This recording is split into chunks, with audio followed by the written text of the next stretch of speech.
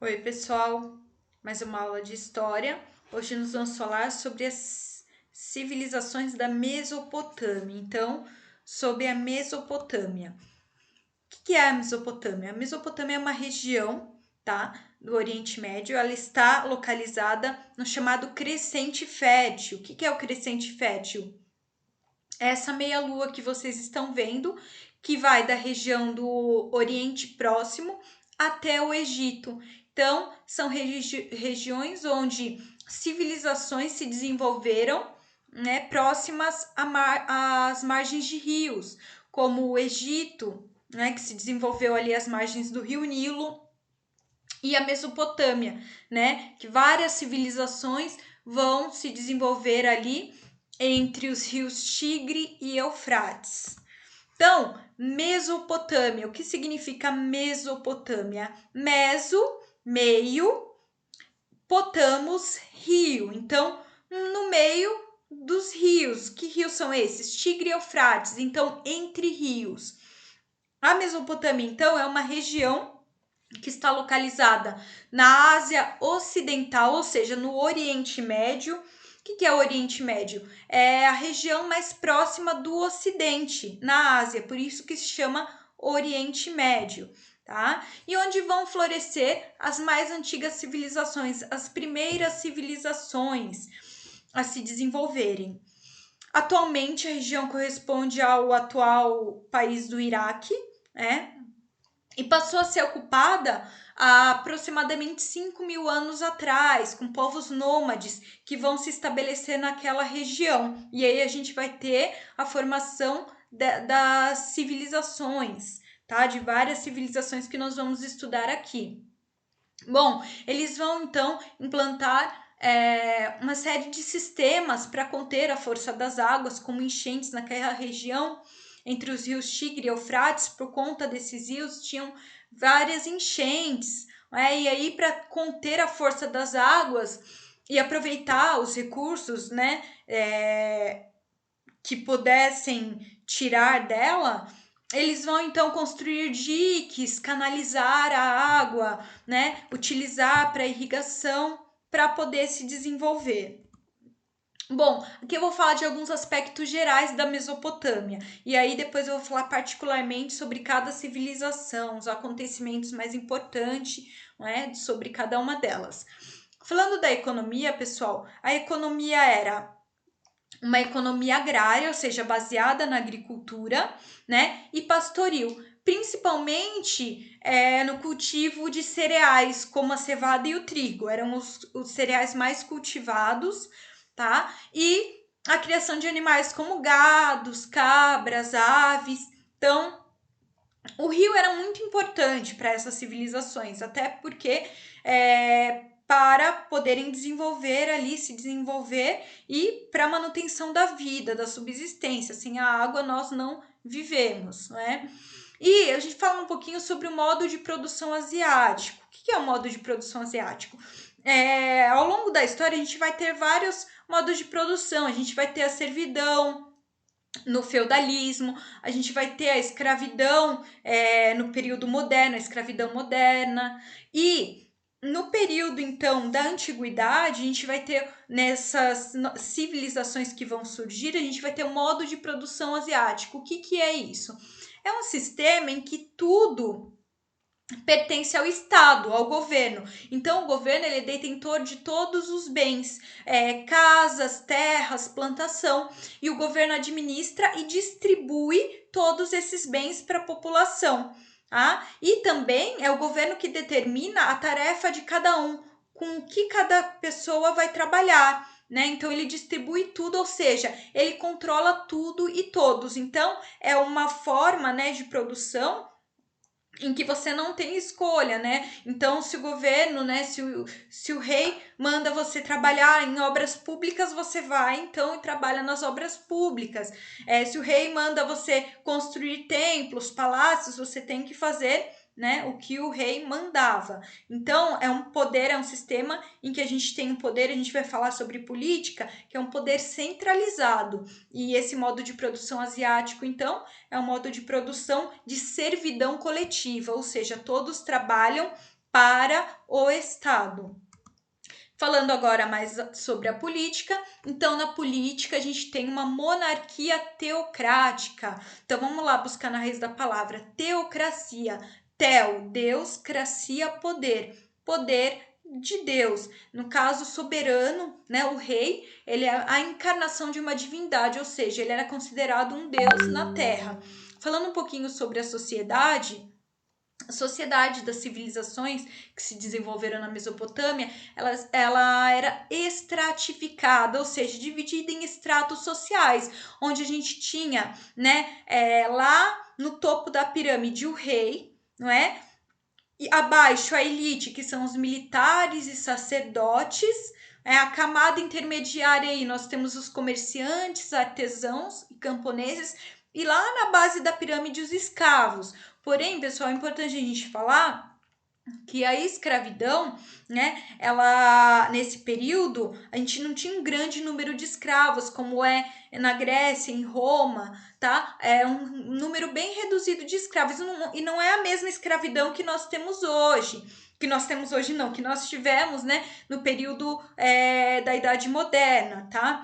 É uma escravidão geralmente por dívidas, então se eu contraí uma dívida e eu não tinha como pagar, então, eu me tornava um escravo para pagar essas dívidas. Ou por guerras. Por exemplo, se uma civilização, né, derrota outra, ela trazia esses povos vencidos para serem escravos. Então, era escravidão por guerra ou por dívida. Tá? Uma escravidão bem diferente da que nós tivemos aí no período moderno, né? Inclusive a escravidão africana. Bom, fala um pouquinho então sobre a religião aí dessas civilizações. Todas essas civilizações, elas tinham uma religião politeísta. O que significa isso? Acreditavam em vários deuses. Tá? Os deuses da religião da Mesopotâmia representavam os elementos da natureza.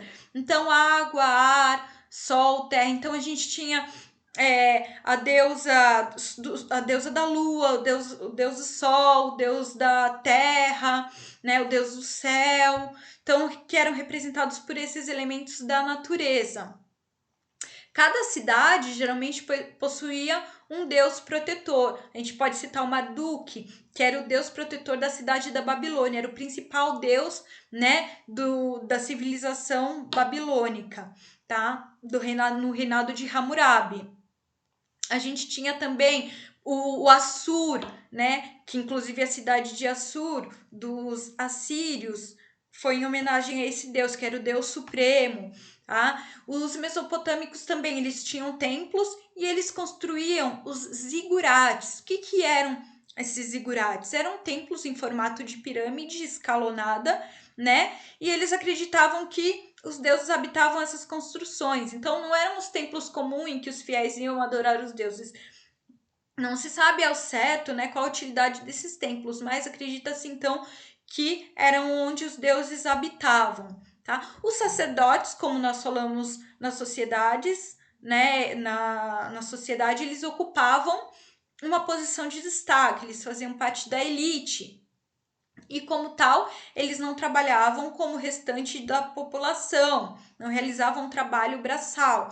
Eles geralmente trabalhavam na administração das obras públicas, tá? E quando não trabalhavam nessa administração, trabalhavam nos templos, na adoração aos deuses, né? E também na arrecadação de impostos. Então, os sacerdotes, eles eram muito importantes. Abaixo do rei ali a gente tinha então, né, esses sacerdotes que faziam a manutenção aí do culto aos deuses.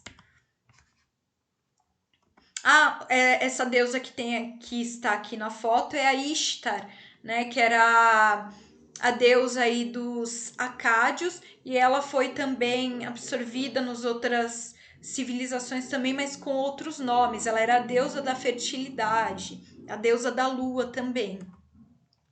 Bom, dentre os povos que dominaram a Mesopotâmia, a gente vai destacar uns aí que nós vamos estudar hoje, que são os sumérios, os acádios, os amoritas, que são os babilônicos, os assírios e os caldeus, que são os neobabilônicos.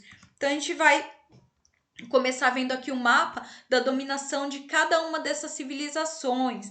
Então, aqui em verdinho, a gente vai ver o domínio dos sumérios, não é? Em laranja, do Império Acádio, depois do primeiro Império Babilônico, do Império Assírio. A gente vê, ó, que inclusive o Império Assírio ele vai muito além, né, da região da Mesopotâmia. Eles conseguem dominar as regiões próximas à Mesopotâmia também. E também os neobabilônios, que também conquistam Jerusalém, né? Os assírios conquistam também o Egito, então é um domínio, né, bem grande, um império que vai se expandir bastante. Vamos começar então falando dos sumérios. Os sumérios, então, vão ser a primeira civilização ali a se desenvolver na região da Mesopotâmia, tá? Eles vão se estabelecer no sul da Mesopotâmia por volta de 4.000 antes de Cristo. Eles vão construir então os primeiros canais de irrigação, né? Obras que vão possibilitar eles transportar as águas do rio para as regiões mais secas, canais aí, diques para barrar, né, a força da água, para poder canalizar a água e tirar o maior proveito aí das águas dos rios Tigre e Eufrates.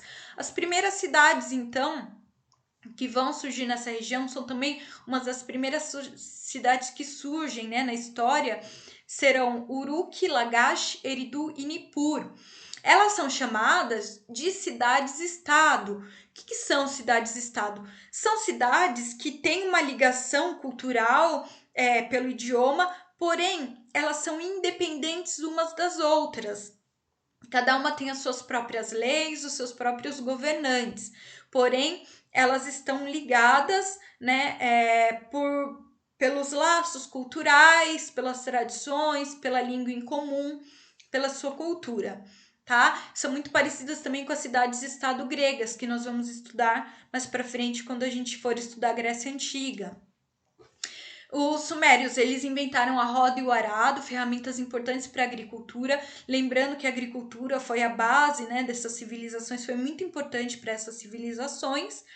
Também a gente vai ter um desenvolvimento de um comércio à base de troca. Então, é um comércio que primeiro ele vai ser a base de troca e aí depois ele vai crescendo. A gente vai ver que no Império Babilônio, né, na Babilônia, a gente vai ter o maior centro cultural comercial da antiguidade. Então, eles vão realizar importantes trocas comerciais com com regiões próximas, né, a essas civilizações, regiões próximas à Mesopotâmia. E um feito muito importante dos sumérios vai ser a invenção da escrita, por volta de 3.000 anos antes de Cristo. Pessoal, muitos historiadores contestam essa versão de que foram os sumérios que inventaram a escrita. Por quê? Porque pode ser que a escrita tenha sido inventada em vários lugares ao mesmo tempo. A gente tem na China, o Egito também. Então, na verdade, pode ser que a escrita tenha se desenvolvido não só na Suméria, mas em outros lugares em tempos ali próximos, tá?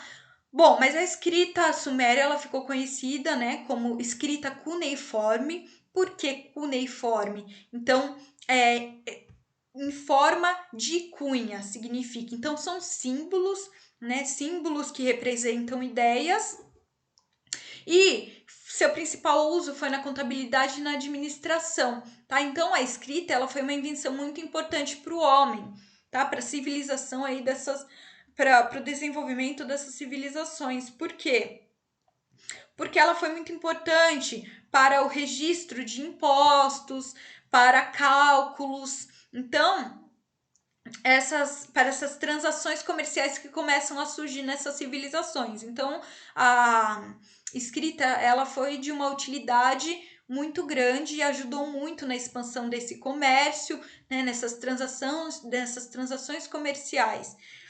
Então, por isso que ela foi tão importante. E outra questão importante da invenção da escrita é que eu não lembro, não sei se vocês vão lembrar, mas nós falamos, né, da divisão da história. Então, a invenção da escrita ela vai marcar o início da história antiga, da Idade Antiga e o fim da pré-história.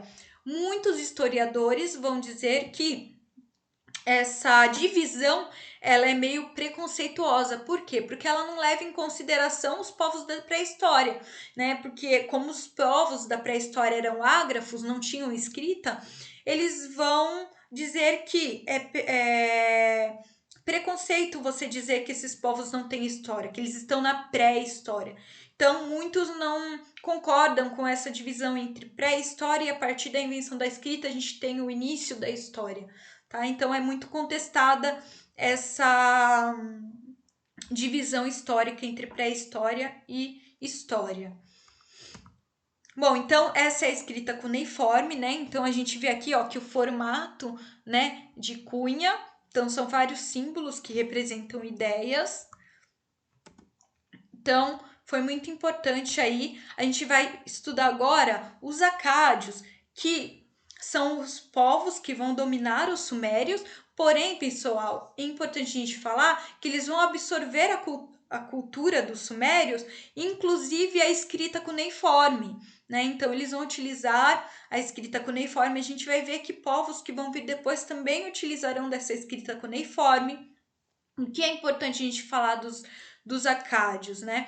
É que os acádios, eles formaram, então, né, o primeiro grande império, tá? Dessas civilizações. Foi o primeiro império a se formar, quando o seu líder Sargão I, junto com seu exército, vai unificar as partes sul e central da Mesopotâmia. Tá? Então, na cidade de Acádia, ele forma, então, o primeiro grande império da região. Porém, quando ele morre, o império vai entrar em declínio devido a várias rebeliões internas e vai ser invadido por guerreiros nômades das regiões próximas, que vão provocar a sua desintegração. E aí, então, por volta de 1900, os amoritas, que são povos vindos do deserto da Arábia, vão vencer o Império Acádio, que já estava se desintegrando, que já estava muito enfraquecido. E eles vão se estabelecer, então, no centro-sul da Mesopotâmia. Eles vão fundar, pessoal, a cidade da Babilônia, que vai ser, então, a capital do primeiro Império Babilônico. A gente vai ver que vão existir dois impérios da Babilônia. O segundo vai ser, né, denominado como Neobabilônico, o segundo Império Babilônico. Mas vamos focar aqui nesse primeiro. O rei, então, do ápice, do período mais glorioso, né, do Império Babilônico, vai ser o rei Hammurabi. E ele vai ser muito importante, porque ele vai conquistar e unificar quase toda a Mesopotâmia. Tá? Durante seu governo, como eu falei para vocês, a Babilônia, ela se tornou o maior centro comercial do mundo antigo. Então, o comércio, como a gente viu lá atrás, ele vai começar tímido, com pequenas trocas comerciais, e depois ele vai, né, se expandir com a Babilônia, aí, se tornando o maior centro comercial. Hammurabi, ele ficou muito famoso por elaborar o mais conhecido código de leis escritas, chamado Código de Hammurabi, que era baseado no princípio de talião, ou também chamado princípio de retaliação.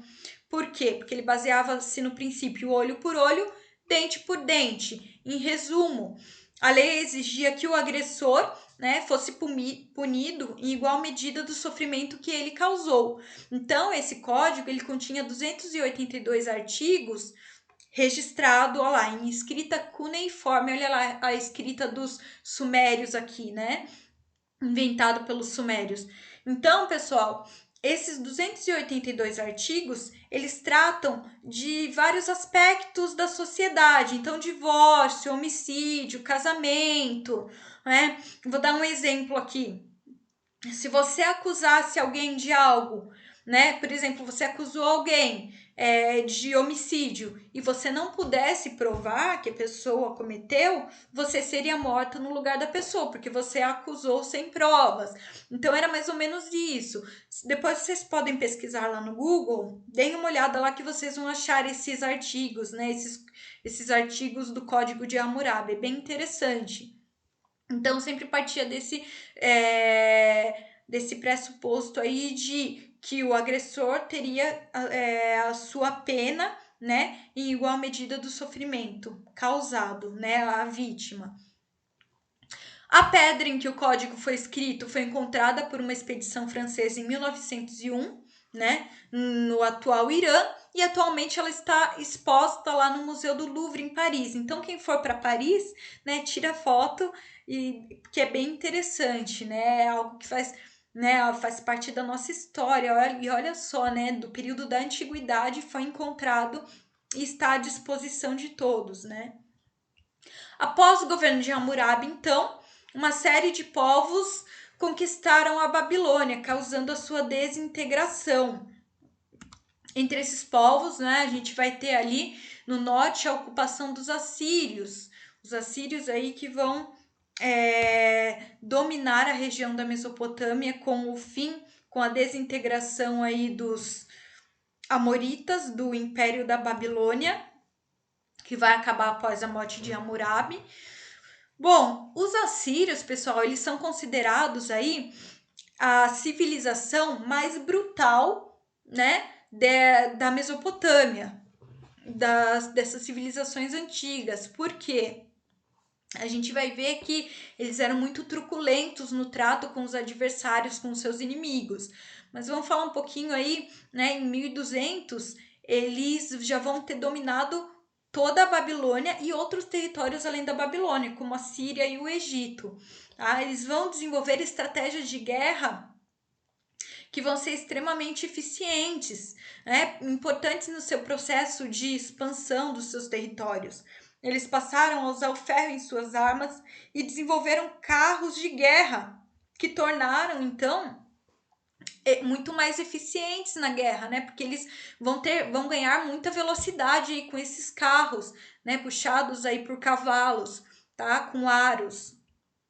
E aí, além da cavalaria e de uma infantaria aí forte, né?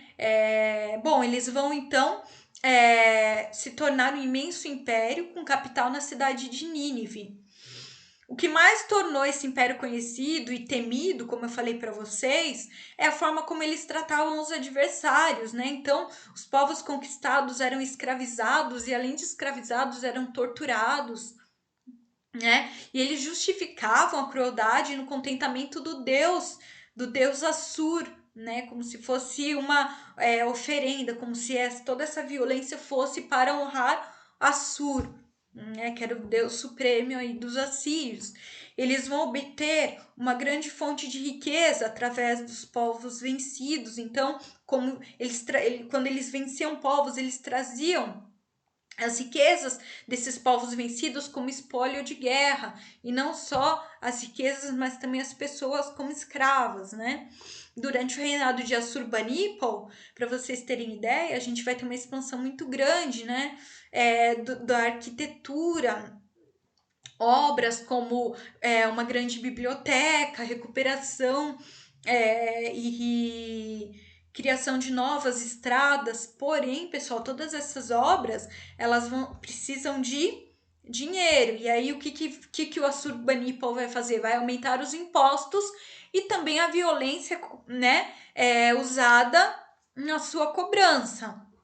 Então, essa política opressiva, essa política violenta que ele vai adotar, vai levar os povos dominados a promoverem uma série de revoltas. É lógico que esses povos não vão, né, aguentar serem oprimidos, eles vão começar a várias revoltas internas contra o Império Assírio, que vai enfraquecer, desintegrar aí o Império até que os caldeus tomaram. Até então, a gente vai ter os caldeus que vão tomar a cidade de Nínive. Quando eles percebem, então, que o império já está enfraquecido, eles vão investir ali na cidade de Nínive, acabando aí com o Império Assírio. E agora a gente vai falar, então, por último aí, mas não menos importante, dos caldeus, que também são chamados aí de neobabilônios, né, que formaram o segundo império babilônico. Eles também vão ter o seu brilho aí, né? Vão se desenvolver na Mesopotâmia. A gente vai ver que eles vão restaurar a cidade da Mesopotâmia. Porém, o que a gente pode falar desses povos é que eles se expandiram também, conquistaram a Síria, o reino de Judá, né? Constituindo aí esse segundo império muito poderoso. Durante sua expansão militar, então, a cidade de Jerusalém foi invadida, milhares de hebreus foram aprisionados e levados para a Babilônia como escravos. Posteriormente, em 587, uma revolta em Judá vai ser reprimida por Nabucodonosor, né, que dominava ali a região desde a sua expansão militar, e aí ele vai mandar destruir de vez Jerusalém e vai deportar milhares de hebreus. Essa história, inclusive, está registrada na Bíblia Sagrada, tá, pessoal? Então, foi o Nabucodonosor que vai então, né, realizar aí essa grande escravização dos hebreus, conhecida também como cativeiro da Babilônia. Bom, com parte da riqueza conquistada dos povos vencidos, assim como os assírios fizeram, né, o Segundo Império Babilônio também vai enriquecer as custas dos povos vencidos e vai promover a reconstrução da cidade da Babilônia, escolhida para ser sua capital, e vai realizar importantes obras, como os famosos jardins suspensos da Babilônia. Não sei se vocês já ouviram falar, vou colocar a imagem aqui. São jardins que são feitos nos palácios, né, em degraus, e de longe pareciam que esses jardins estavam suspensos. Era algo assim, eram obras, né, grandiosas, não tão grandiosas como as do Egito, mas eram obras que para a época fizeram com que o império se tornasse um império grandioso por conta dessas construções arquitetônicas, fora os palácios dos reis que também eram construídos, templos em homenagem aos deuses também, muito importante, né? Nesse período, a Babilônia foi chamada de Pérola da Mesopotâmia, por conta da sua importância comercial, por conta das suas obras arquitetônicas também. Tá? Bom, assim como os seus antecessores, o Segundo Império também vai ser abalado por revoltas internas, tá? E estando enfraquecido, ele foi conquistado pelos persas, chefiados por Ciro o Grande em 539 a.C. Muito importante, pessoal, que o Ciro, né, ele também é citado na Bíblia Sagrada como o libertador de Jerusalém, né? O libertador dos hebreus. É ele, então, que vai ser, segundo a narrativa bíblica, usado por Deus para livrar o povo do cativeiro da Babilônia. Inclusive, o Ciro ele vai permitir que os hebreus retornem para Jerusalém, tá? Na narrativa bíblica. Então, a Bíblia também é uma fonte histórica muito importante que a gente usa aí, né, para saber um pouco mais da história, né, desses povos. Então, bem interessante.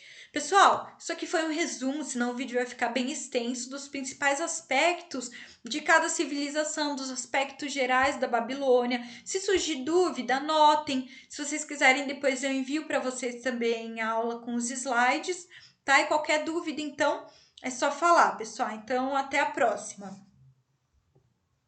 Tchau, tchau.